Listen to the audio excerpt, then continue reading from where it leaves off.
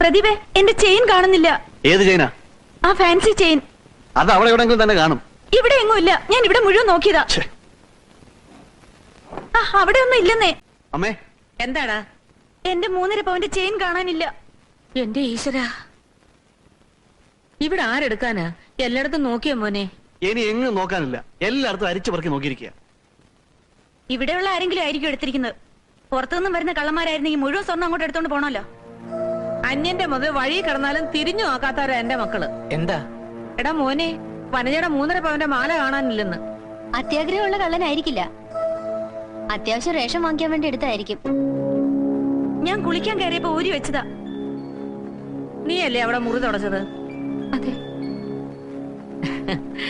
അന്നേരം ബുദ്ധിമോശം തോന്നി എടുത്തതാണെങ്കിലേ ആ മാലയും കൊടുത്തേക്ക്. ഞാൻ എടുത്തില്ലമ്മേ. പിന്നെ ആരെടുക്കാനേടി? നിന്റെയും അവനെയും പൂങ്കണ്ണേരും ഒന്നും എന്റെ അടുത്ത് വേണ്ട. മര്യാദക്ക് ആ മാലയും കൊടുത്തേക്ക്. ശാന്തേട്ടാ, അമ്മ എന്താ ഈ പറയുന്നത്? ഞാൻ എടുത്തിട്ടില്ല. കട്ടവരാരും കട്ടെന്ന് പറയില്ലടാ. കിട്ടേണ്ടത് 2 എണ്ണം കിട്ടുമ്പോ തത്ത പറയുന്ന പോലെ പറയും. അമ്മയ്ക്ക് ഇപ്പൊ എന്താ വേണ്ടത്? തല്ല് കൊല്ല് എന്താണെന്ന് വെച്ചാൽ ചെയ്യ. നരകത്തിൽ പോയാൽ ഇതിനെക്കാളും സ്വസ്ഥത കിട്ടും. ഭാര്യയും ഭർത്താവും കൂടുള്ള നാടകം കൊള്ളാം. എനിക്ക് എന്റെ മാല കിട്ടിയില്ലെങ്കിലേ ഞാൻ പോയി എന്റെ അച്ഛനോട് പറയും. പോലീസുകാർ വന്ന് ചോദിക്കുമ്പോ മാല താനേ വന്നോളും.